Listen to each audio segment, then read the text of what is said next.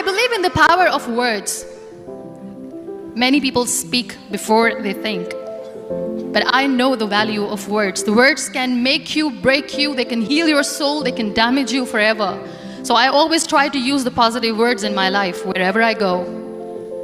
They call it adversity, I call it opportunity. They call it weakness, I call it strength. They call me disabled, I call myself differently abled. They see my disability. They see my disability, I see my ability. There are some incidents that happen in your life